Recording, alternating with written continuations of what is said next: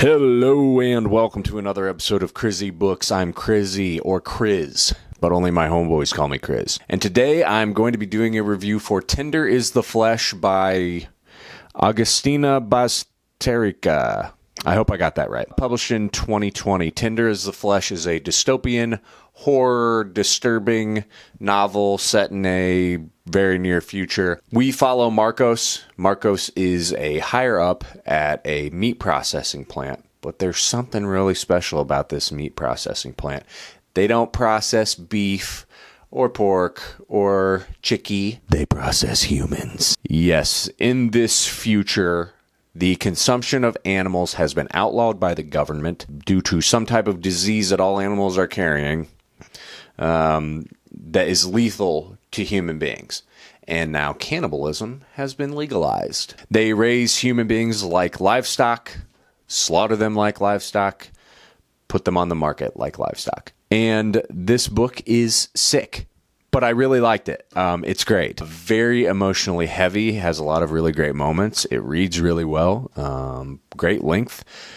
Definitely disturbing, definitely fucked up, not for the faint of heart, but I really liked it. So let's get into what did I like. The setting and the society feels very scary because, for me at least, I can totally see this happening. If tomorrow you told people that they can't eat cheeseburgers anymore, everybody's going to lose their minds. And, we already do this kind of justification for horrible things that we do to serve our own selfish wants and desires. And I don't see this as being anything out of the realm of possibility. I think that one of the things that this book does a really good job of is paralleling this to what we do now with how we treat animals for consumption. We know that the conditions that they're raised in are horrible. The way that they're treated is cruel and not okay.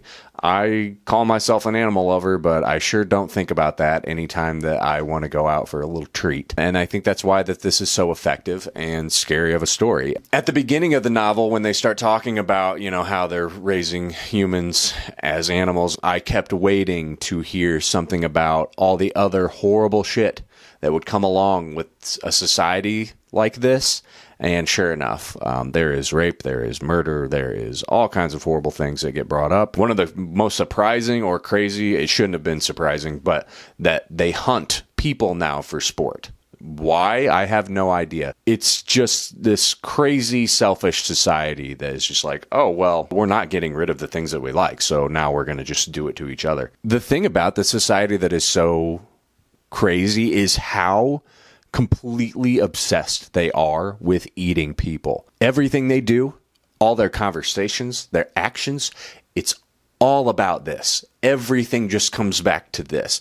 And I think that maybe one of the reasons for that is like everyone knows that it's wrong, but you're getting away with it. There's something about that of like doing something wrong and getting away with it that kind of emboldens you and, kind of takes over your mind a little bit. And I think that this society has just completely lost itself to this. Like it's all anybody does or talks about. Again, in this society, you can't eat animals. And now that's led to people just flat out murdering animals anytime they see one. They're just trying to eradicate animals off the face of the planet because they've been deemed as dangerous. There's a really nice, tender moment here where Marcos goes to a zoo and finds a litter of puppies. Then he returns to the zoo a few days later and sees a group of boys just mindlessly murdering these little things. And that, I think, for me, was where I was like, I'd like to say that I wouldn't live in a world where they eat humans. I don't think I could. But I can't live in a world where I can't have dogs and cats.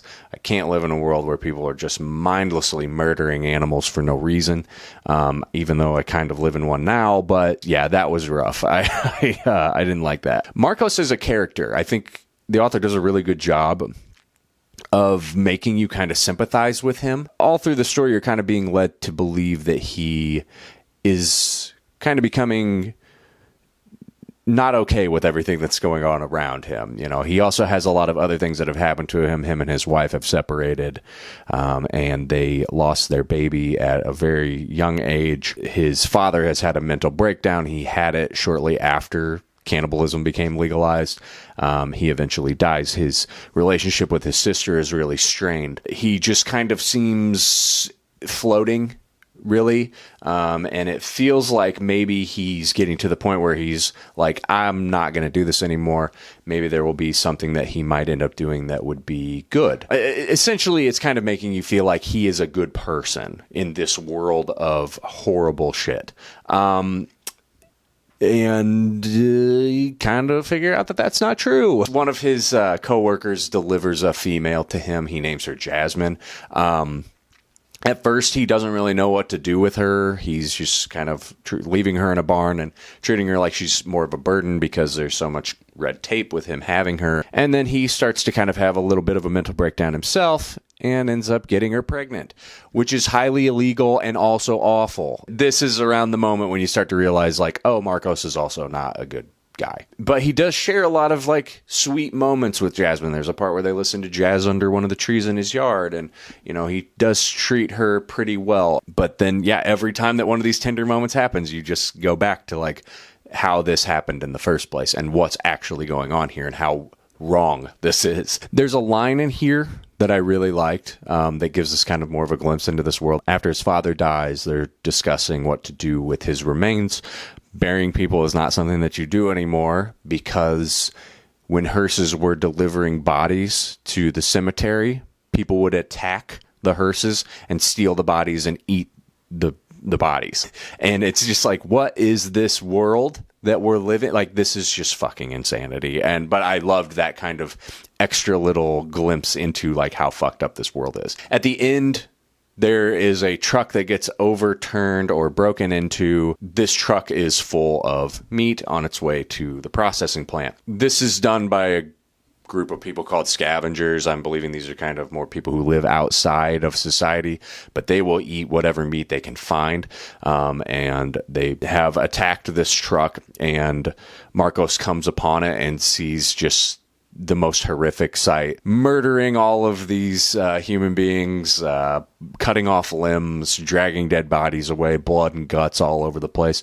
The only way I could describe it really was like almost biblical. It's just disgusting and evil. And then the last note that I ever took on this in my notes was just, this book is sick.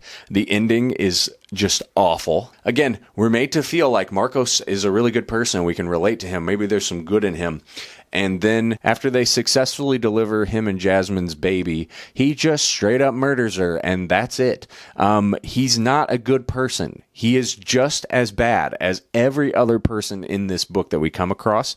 And it's just like making me think like, okay, in a society like this where this is happening, like, maybe all that's left in this world are the people who are willing to do horrible shit like this. Like the people who, this is what's left of the world. And if we're going to talk about what did I not like, I mean, the whole book, I hated every second of it, but this is a really great book. It reads really well. I did really enjoy it. I'm going to give Tender as a Flesh a 5 out of 5. Highly recommend it if you can stomach it. If you can put up with really, horrible things that human beings are fully capable of doing, go ahead and give this one a try. But what did you think? Have you read this? Did you like it? Did you not like it? Sound off in the comments below. Be sure to hit that subscribe button. And as always, thank you for watching. Bye.